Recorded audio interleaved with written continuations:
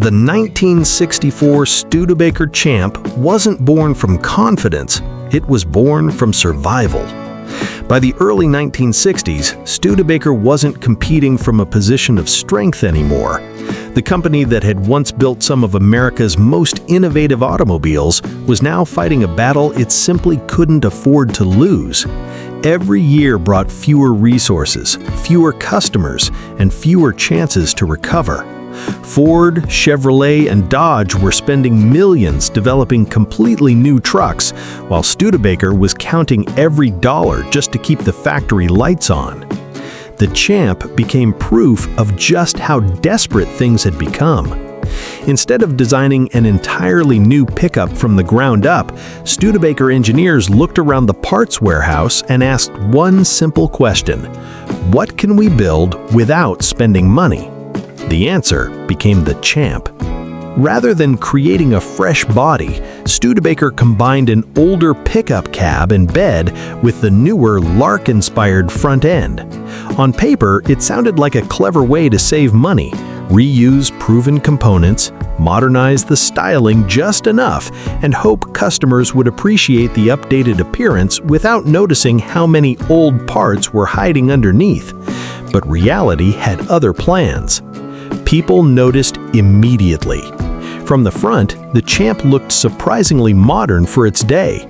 The grille, headlights, and front fenders carried the cleaner styling language Studebaker had introduced on its passenger cars. For a brief moment, it gave buyers hope that this might be an entirely new generation of pickup. Then you walked toward the middle, and suddenly the illusion disappeared. The cab looked older. The roofline belonged to another era. The proportions stopped matching. By the time your eyes reached the bed, it almost looked as if two different trucks had been cut apart and welded together by a mechanic determined to finish before Sunday evening. Nothing flowed naturally. Nothing felt fully integrated. The front wanted to be 1964. The rest of the truck still looked like yesterday. It wasn't necessarily ugly, it was simply confused. The design never found a single identity because it had never been allowed to. Every panel existed because it was cheaper than designing a new one. Every compromise reflected the company's financial reality rather than artistic ambition. And customers could sense that. Truck buyers in the 1960s expected durability, but they also wanted confidence. They wanted to feel like they were buying from a manufacturer with a future. Ford was introducing stronger F-Series trucks. Chevrolet continued refining its CK line. Dodge was improving its D-Series. Competition wasn't standing still. Meanwhile, Studebaker looked like it was trying to outrun bankruptcy with leftover sheet metal. Mechanically, the Champ wasn't a disaster.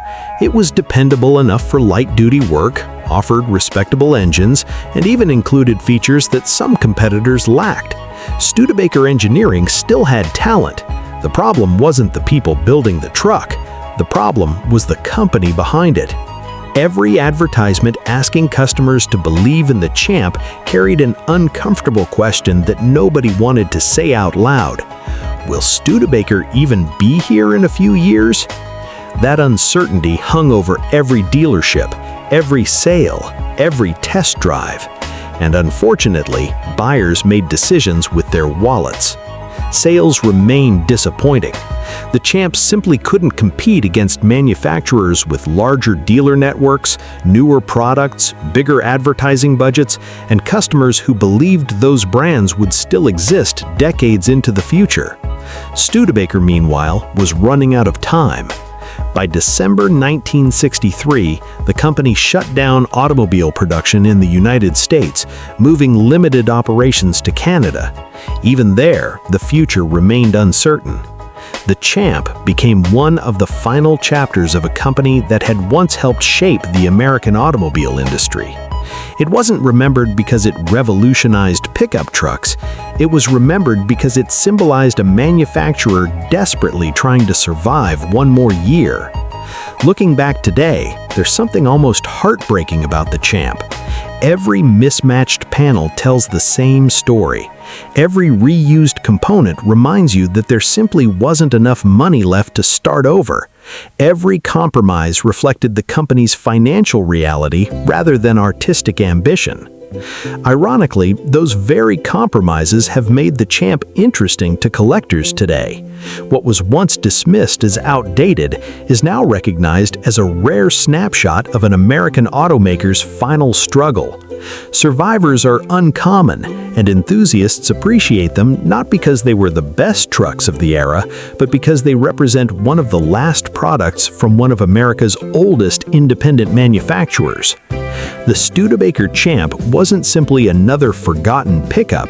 It was a company fighting against impossible odds with whatever tools remained. It wasn't built during an age of growth, it was built during an age of desperation. And perhaps that's why it still tells such a powerful story.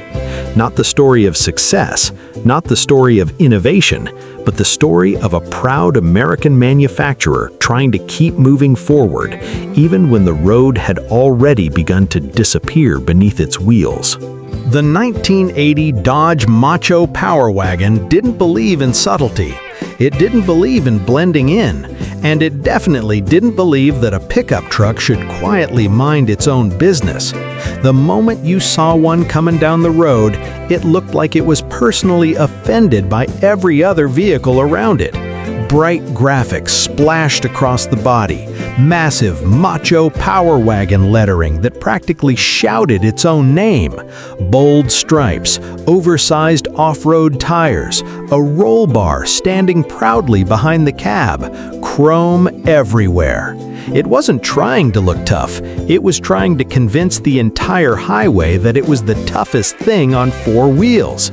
Even standing still, the truck looked like it wanted to challenge somebody to a fight. Park it next to an ordinary pickup from 1980, and the difference is almost comical. The regular truck looks like it showed up to work. The Macho Power Wagon looks like it showed up to wrestle a mountain. Every inch of the truck was designed to grab attention. There wasn't a quiet angle anywhere. Dodge wanted people to notice it from the next parking lot, the next highway lane, maybe even the next county. If subtlety was a volume knob, the Macho Power Wagon snapped it off. From the front, it already looked aggressive. The familiar Dodge grille combined with raised suspension and chunky off-road tires gave it a stance that practically dared rough terrain to get in its way.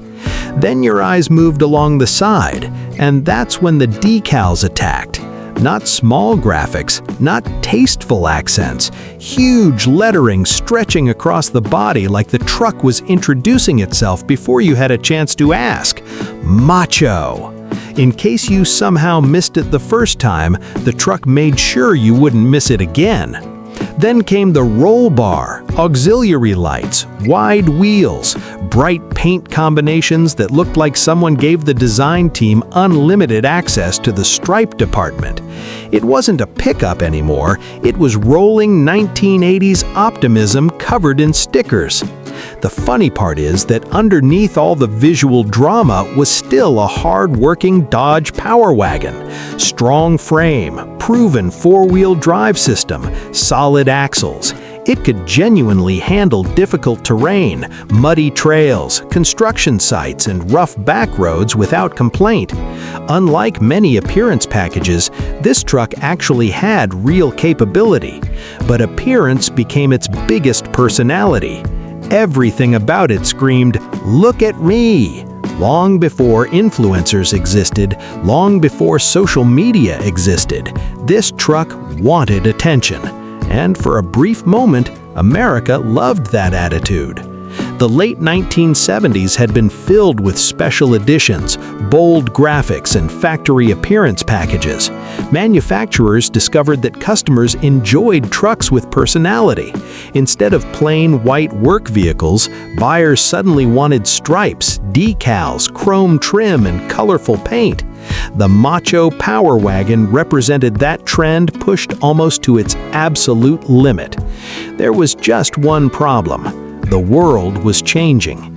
The oil crises of the 1970s had already made Americans think differently about fuel. Gasoline was no longer something people assumed would always be cheap. Fuel economy suddenly mattered. Government emissions regulations became stricter every year. Manufacturers were downsizing engines. Aerodynamics started becoming important. Efficiency slowly replaced access as the industry's favorite word. But nobody seems to have explained that to the Macho Power Wagon, because it continued behaving like gasoline was an unlimited natural resource.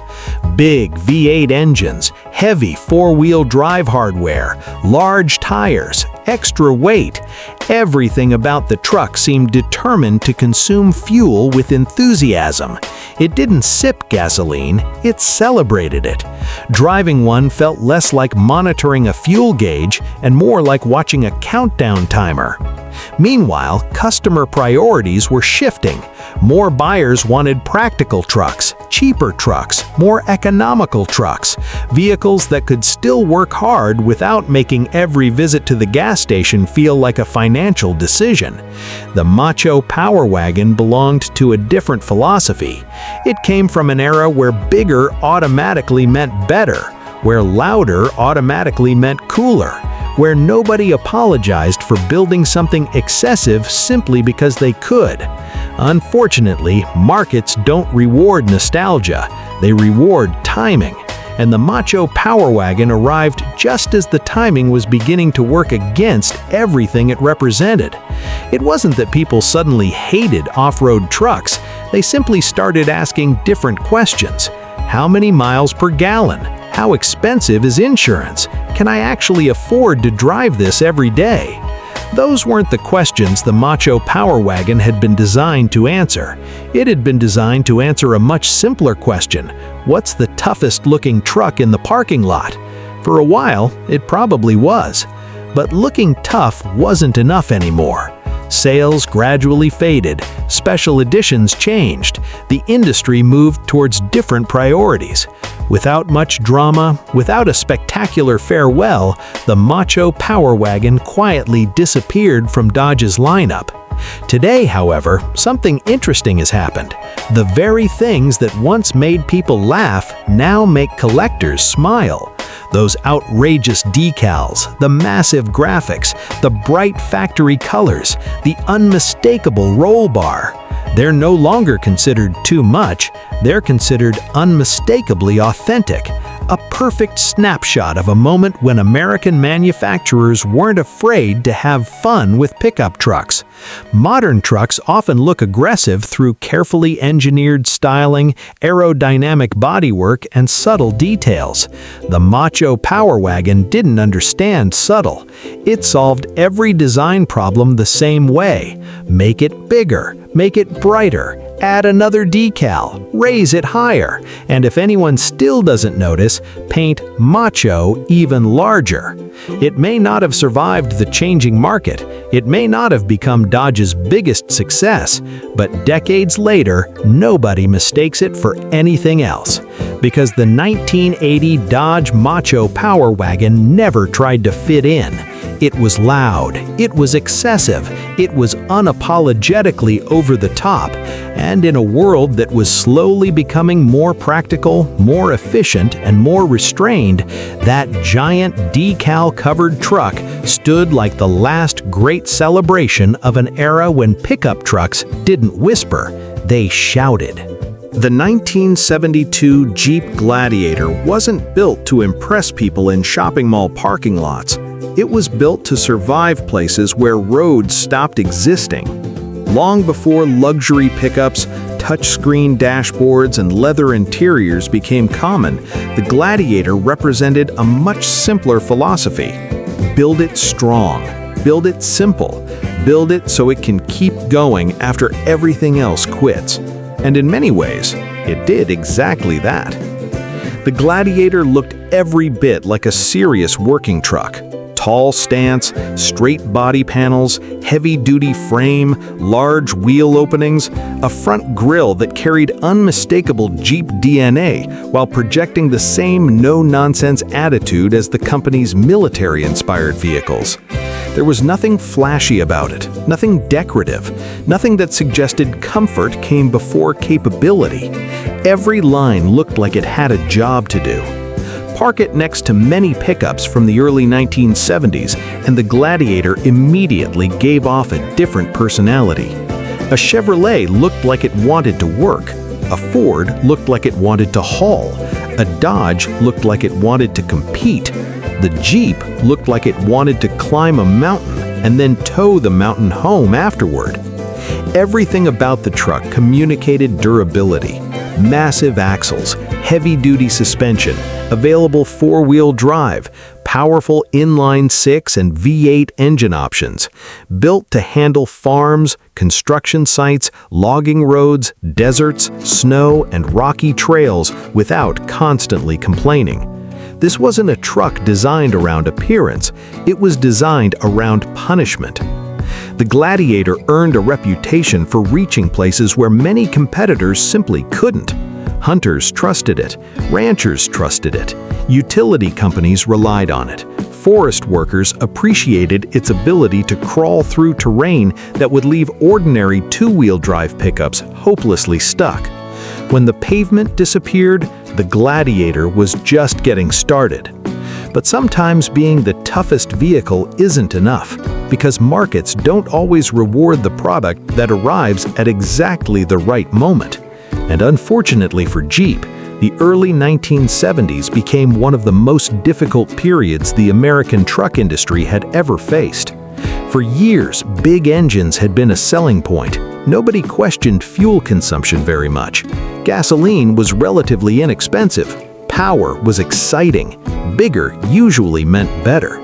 Then, everything changed. The 1973 oil crisis sent fuel prices climbing and completely changed how Americans thought about transportation. Suddenly, buyers who had never cared about miles per gallon were calculating fuel costs before visiting dealerships. At almost the same time, emissions regulations became increasingly strict. Manufacturers had to redesign engines, horsepower numbers dropped, efficiency became the industry's newest obsession. Consumers began asking different questions. How much fuel does it use? Can I afford to drive it every day? Is there something smaller? Those questions didn't play to the Gladiator's strengths, because the Gladiator had never been designed to be economical. It had been designed to be unstoppable. Its heavy-duty construction made it incredibly durable, but it also made it heavy. Its strong engines provided excellent torque, but they weren't famous for fuel economy. Its rugged driveline inspired confidence, but it wasn't cheap to operate compared to lighter pickups entering the market. The truck itself hadn't become worse, the market around it had simply changed. Jeep found itself competing against manufacturers that were rapidly modernizing their truck lineups. Ford continued refining the F-Series. Chevrolet expanded its CK range. Dodge improved the D-Series. Japanese compact pickups also began attracting buyers looking for affordability and efficiency rather than maximum toughness. The Gladiator suddenly found itself representing yesterday's priorities in tomorrow's marketplace. It remained incredibly capable. It remained incredibly dependable. But capability wasn't the only thing customers were buying anymore. They wanted versatility, lower operating costs, better fuel economy, a smoother ride. The Gladiator could deliver some of those qualities, but its true personality had always been built around ruggedness first, and ruggedness was becoming a niche rather than the mainstream. As the decade progressed, Jeep gradually shifted its truck strategy. The Gladiator name slowly disappeared, eventually giving way to the simpler J-Series designation. The truck itself continued evolving for a time, but one of Jeep's most recognizable pickup names quietly faded from showrooms. For decades, the name disappeared completely. New generations of truck buyers grew up without ever seeing a Gladiator at their local dealership. Many assumed the name had been lost forever. Yet something remarkable happened over the years. The trucks that once seemed outdated slowly became respected again. Collectors began appreciating their incredible durability. Off-road enthusiasts rediscovered how incredibly capable they remained even decades after leaving production. Restorers realized these trucks represented an era when Jeep prioritized function over fashion. And surviving examples became increasingly desirable because so many of them had spent their lives doing exactly what they were built to do, working hard. They weren't driven through forests, across ranches, into mountains, over muddy construction sites, through deep snow. They weren't preserved, they were used, which makes surviving Gladiators even more special today. Ironically, the qualities that once made the truck seem old-fashioned are exactly what enthusiasts celebrate now. Its simplicity, its rugged engineering, its unmistakable styling, its ability to keep moving where many modern vehicles would hesitate. Today, the Gladiator name has returned on a completely different generation of Jeep pickups, introducing the badge to a new audience. But the original trucks from the 1960s and early 1970s still carry a different kind of respect. They weren't built to be fashionable. They weren't built to chase trends. They weren't built to win beauty contests. They were built to solve problems, to haul, to tow, to climb, to survive. The 1972 Jeep Gladiator wasn't forgotten because it failed. It slowly disappeared because the automotive world changed faster than the truck was willing to change. Sometimes the strongest machine isn't the one that survives the longest. It's simply the one that refuses to become anything other than what it was built to be. And that's exactly what made the original Jeep Gladiator one of America's toughest and most quietly overlooked pickup trucks. The 1965 Dodge D100 Custom Sports Special wasn't just ahead of its time. It was so far ahead that almost nobody understood what Dodge was trying to do. Today, the idea sounds completely normal. A sporty pickup, a powerful V8, bucket seats, special trim, performance styling, factory options that make your truck feel just as exciting as your car. Walk into any dealership today and you'll find trucks exactly like that. But in 1965, the entire concept sounded almost ridiculous. Truck buyers didn't walk into Dodge dealerships asking for excitement. They walked in asking one question: how much can it haul? And that's exactly why the Custom Sports Special became one of the most overlooked pickups in American history. It wasn't a bad truck, it simply arrived decades before America was ready for it. During the mid-1960s, pickups were still viewed almost entirely as working machines. They lived on farms, construction sites, ranches, and job sites. They hauled lumber, bricks, hay bales, equipment, and tools. Comfort ranked somewhere near the bottom of the priority list. Chrome? Nice to have. Power? Only if it helped pull a trailer. Luxury? Forget about it. Performance? Why would anyone need that in a pickup? But Dodge looked at the market differently. Instead of asking how to build a tougher work truck, they asked a completely different question. What if someone actually wanted to enjoy driving their pickup? That idea seems obvious now.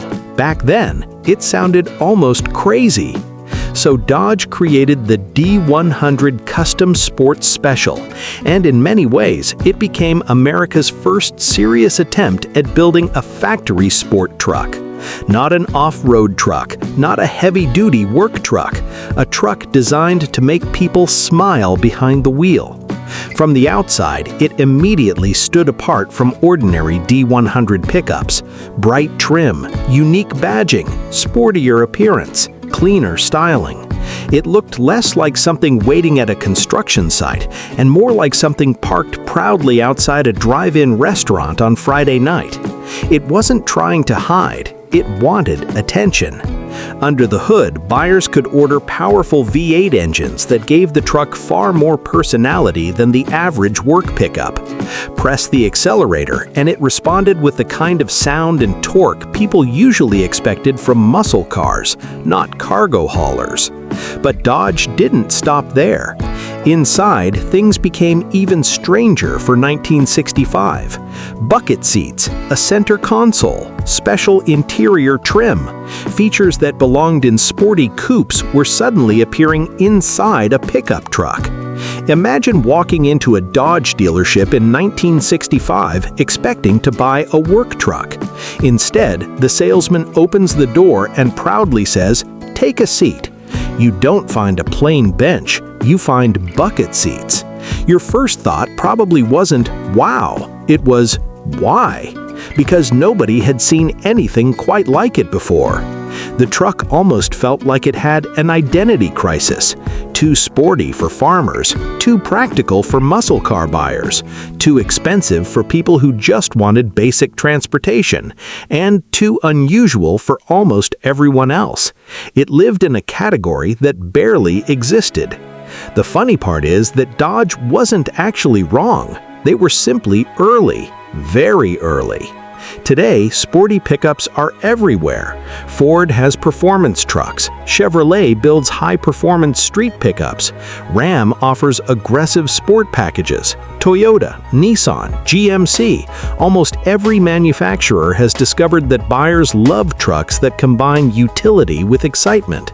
People spend thousands of dollars adding wheels, suspension kits, performance exhaust systems, bucket seats, custom interiors, and sporty appearance packages.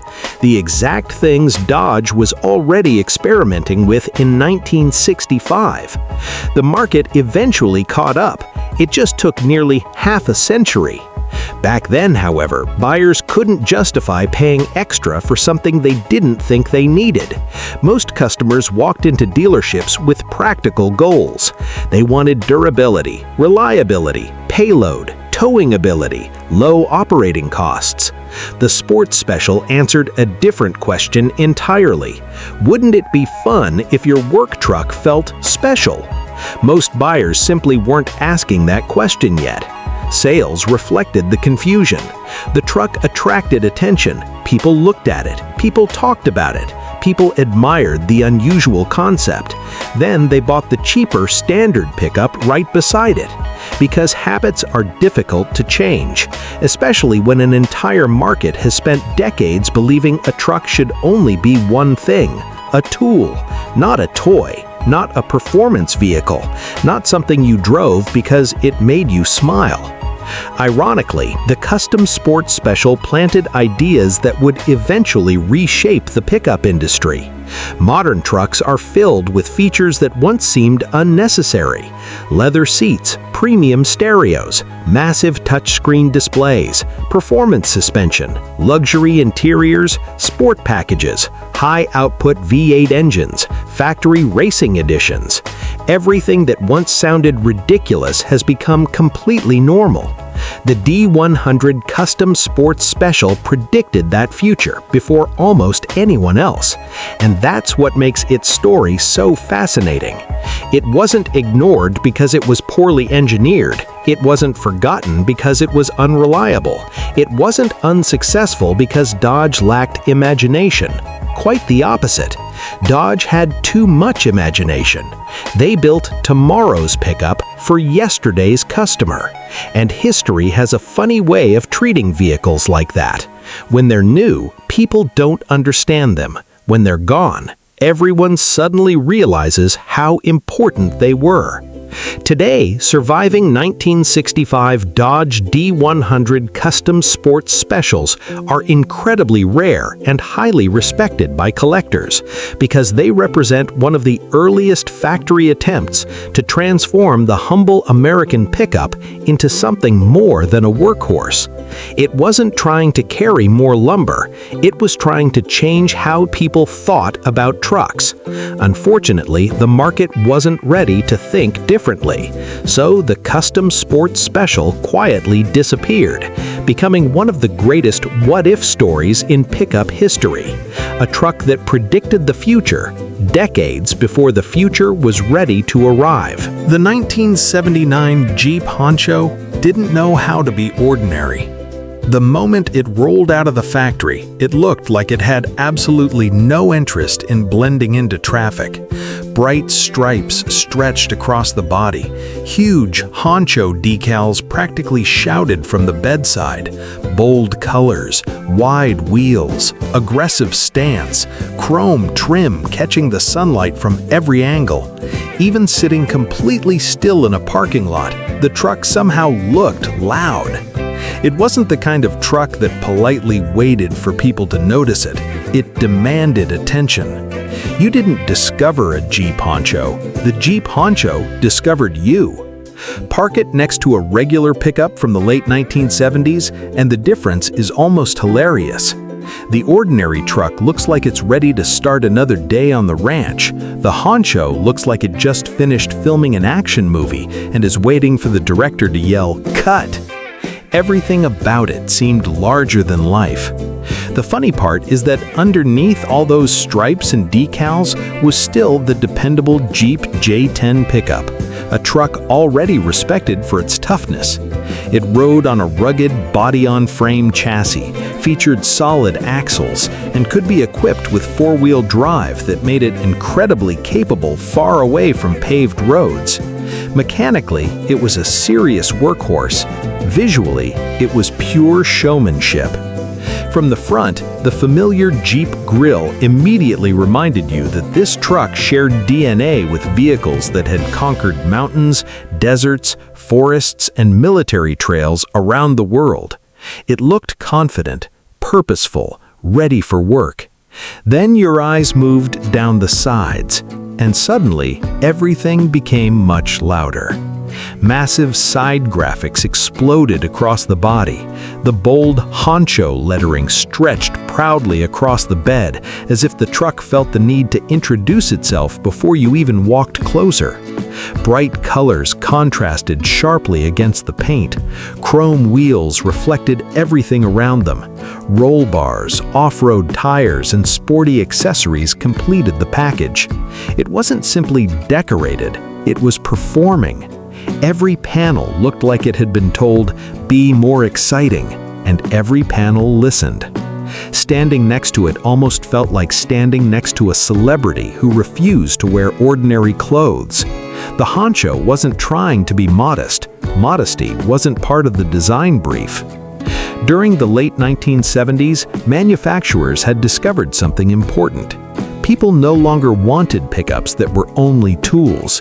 Some buyers wanted personality, adventure, style, something that looked just as good parked outside a burger restaurant on Saturday night as it did climbing a rocky trail on Sunday morning. Jeep embraced that idea completely.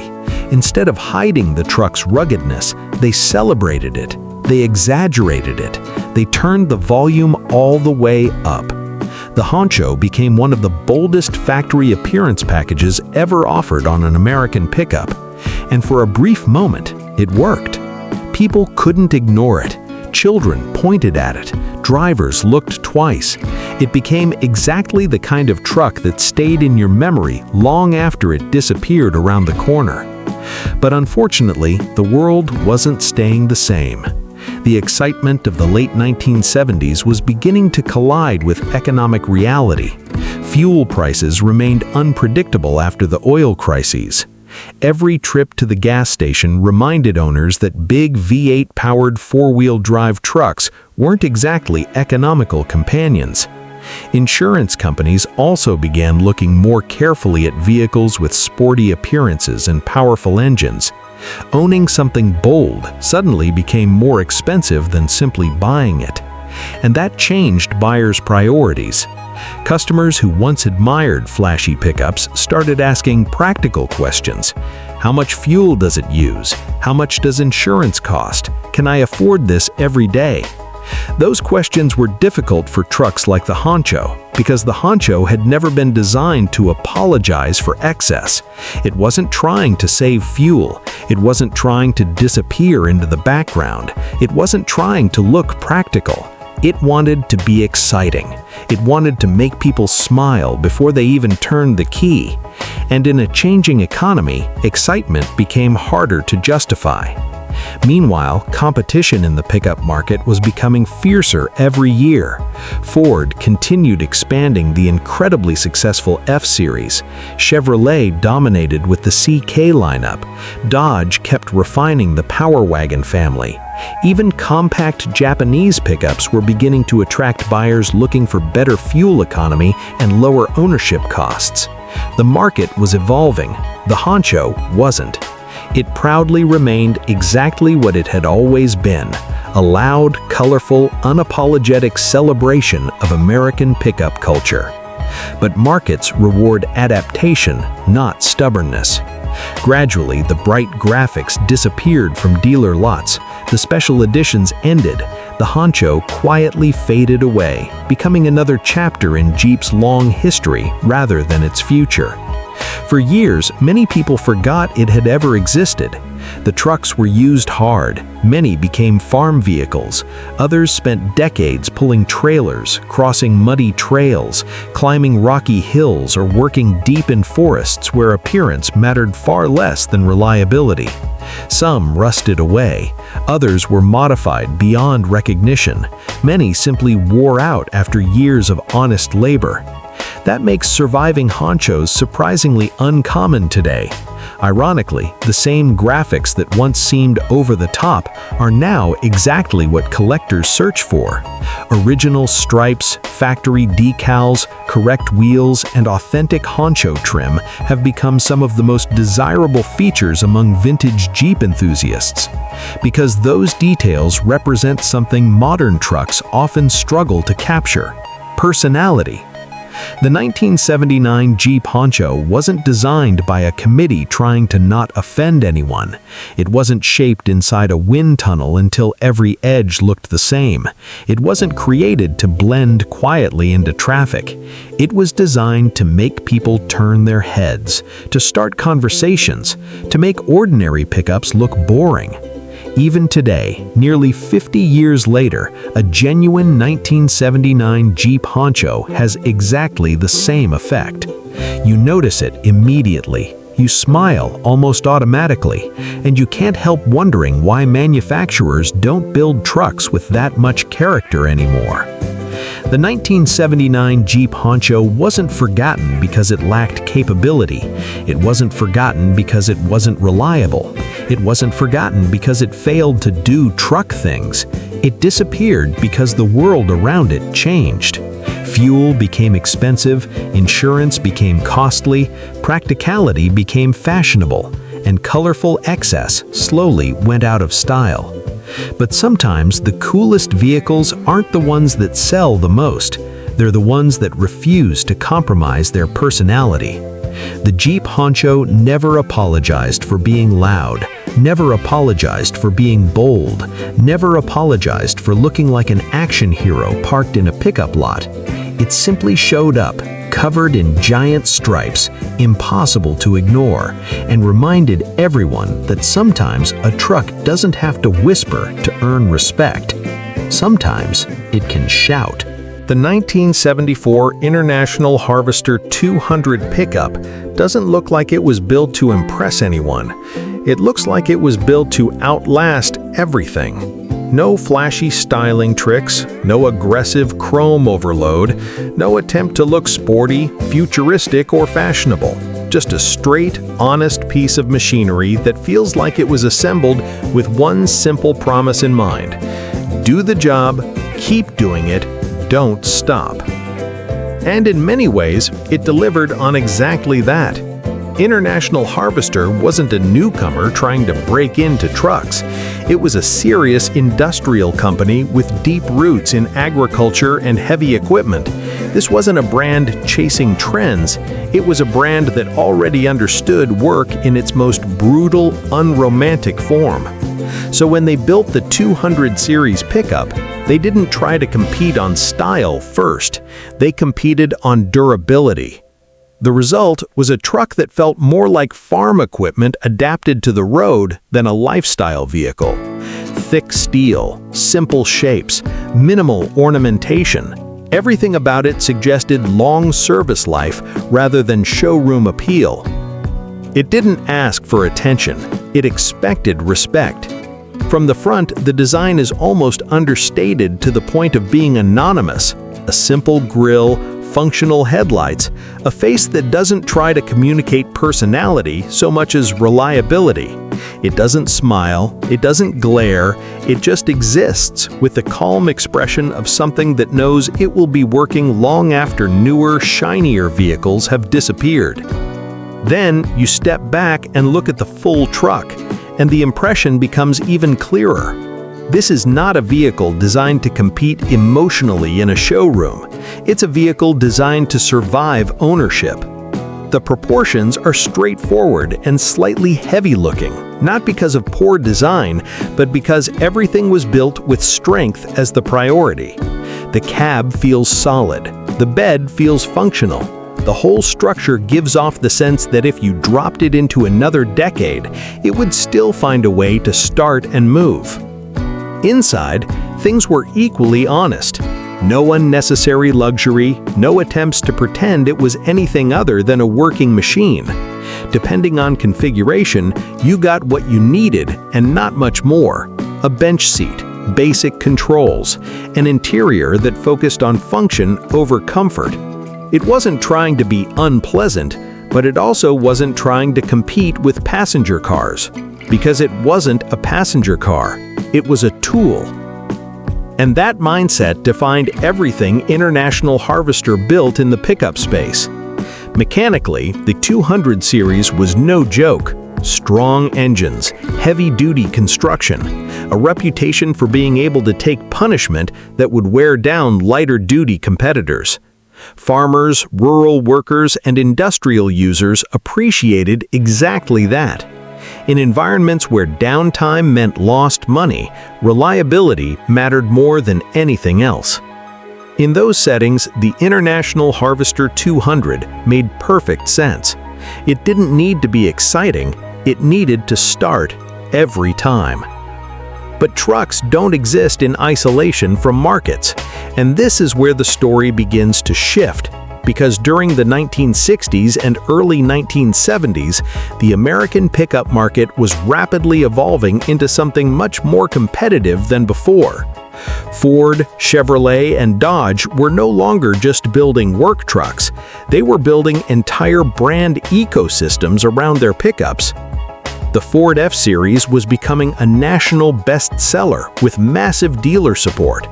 Chevrolet was refining the CK line into one of the most recognizable truck families in America. Dodge was pushing durability and performance variations of its own Dodge. These companies had scale, advertising power, dealer networks everywhere, and the ability to continuously update their trucks year after year. International Harvester didn't have that advantage. It was competing like a specialist shop next to industrial giants. And even though the 200 was a solid, capable truck, capability alone wasn't enough anymore.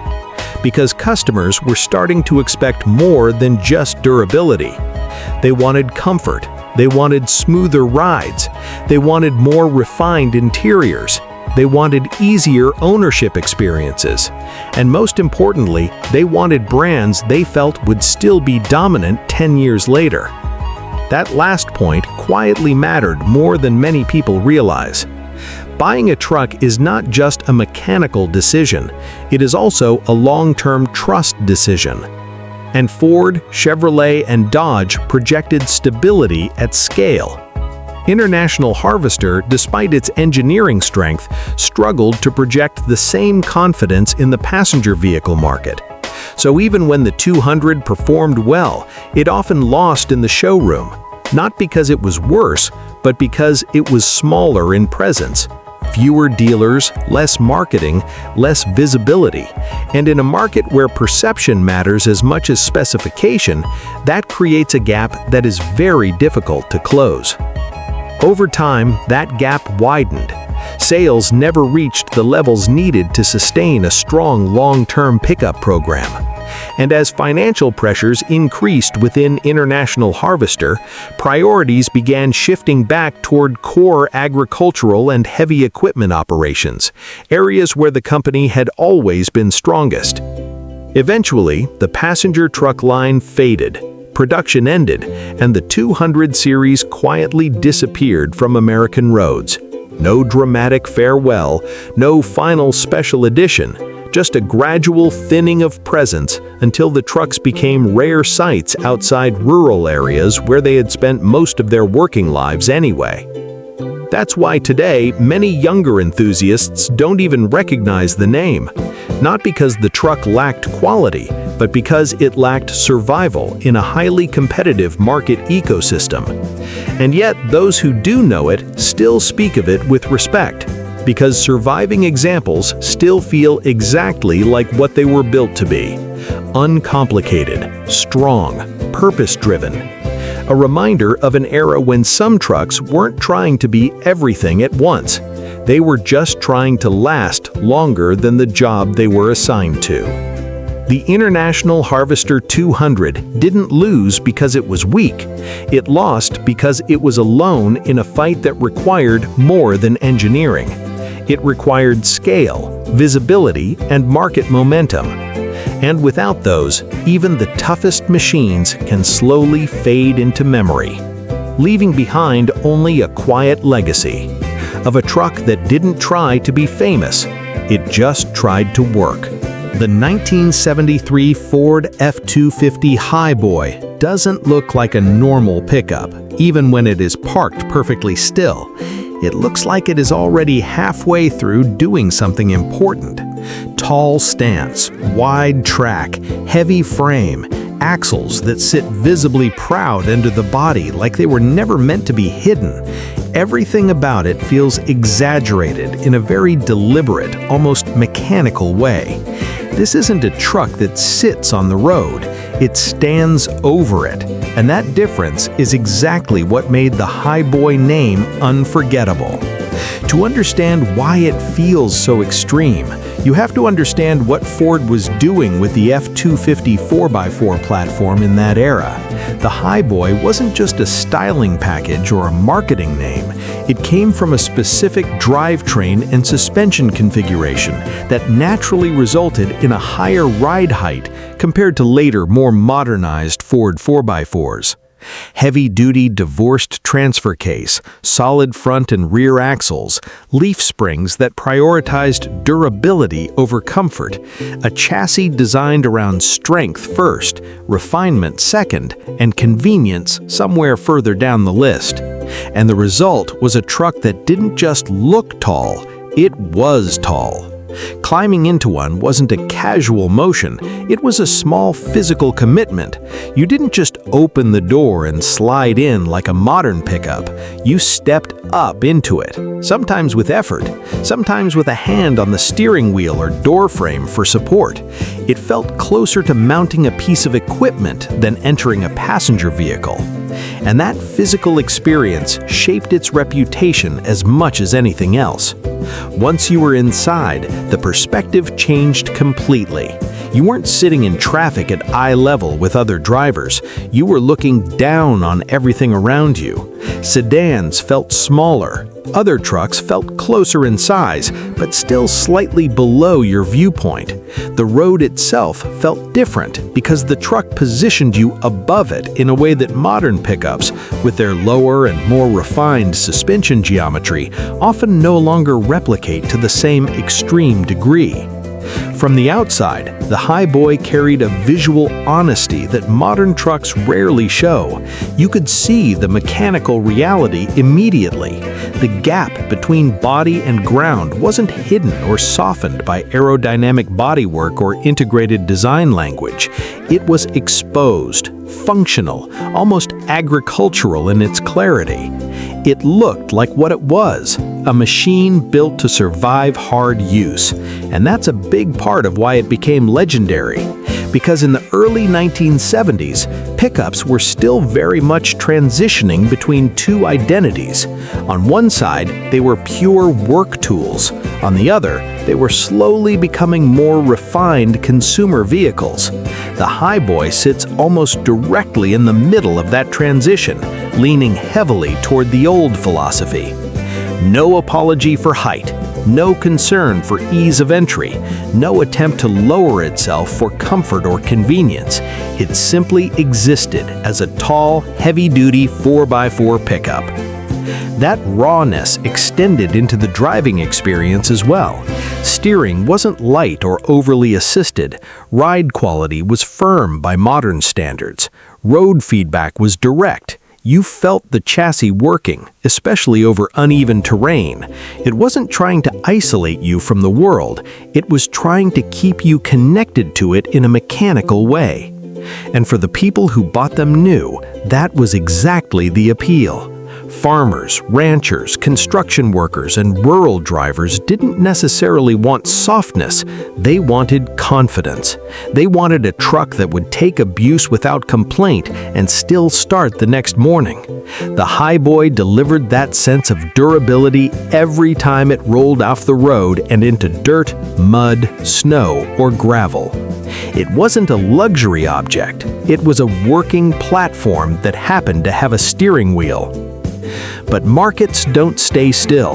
As the 1970s progressed, expectations around trucks started shifting. Safety regulations began influencing vehicle design. Emission standards changed engine tuning and performance characteristics. Manufacturers started rethinking ride height, drivability, and long-term comfort. Buyers who once accepted climb-in access began to expect easier entry and more car-like behavior. And Ford, like every major manufacturer, responded to that shift. Later F-250 4x4 designs moved toward lower suspension setups, more integrated drivetrains, smoother road behavior, more refined cabin experiences. Trucks didn't stop being capable, but they stopped being quite as physically extreme in their stance and feel.